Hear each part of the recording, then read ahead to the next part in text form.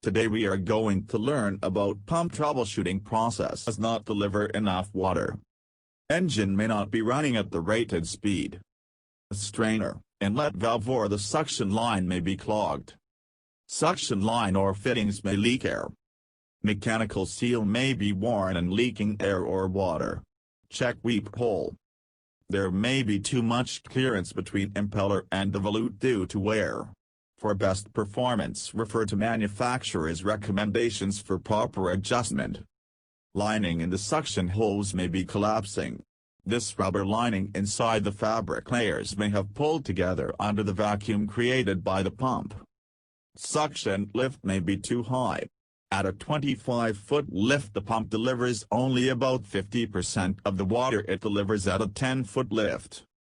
The suction hose may be too long, causing excessive friction loss and reducing pump capacity. Discharge head may be too high. Check hose or pipe friction losses. A larger hose or pipe may correct this condition. Number 2. If the pump does not develop enough pressure. Engine may not be running at its rated speed. Mechanical seal may be leaking. Check weep hole. There may be too much clearance between the impeller and pump body or volute due to wear. For good performance, refer to the manufacturer's instructions for proper adjustment. Number 3. If the pump does not prime properly. Make sure that the pump casing is filled with water. Look in the suction line or fittings. Check to see that all fittings are tight in the suction line and make sure there is no leak in the hose itself. Mechanical seal may be worn and leaking air. Inlet valve rubber may be frozen to the seat. Pump may be running too slowly. The clearance between the impeller and pump body or volute may be greatly worn.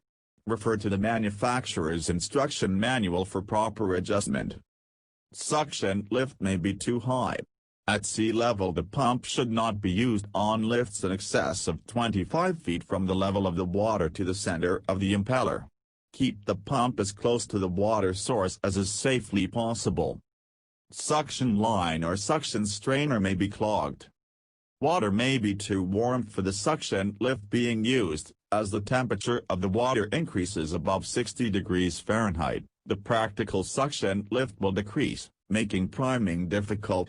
It may be necessary to replace the water in the pump case with fresh cold water.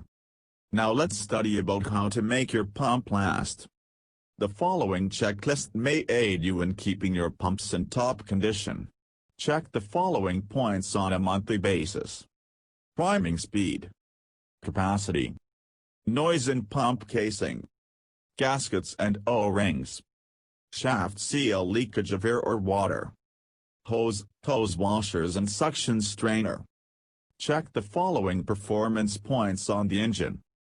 Crankcase oil level. Spark plug condition. Air cleaner.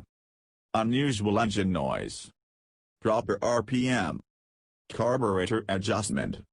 Note: every 6 months, check the impeller for wear, and for clearance between the impeller face and the volute. Refer to the manufacturer's recommendations. Check the shaft seal for wear, as well as the shaft sleeve. Clean the casing and volute passages,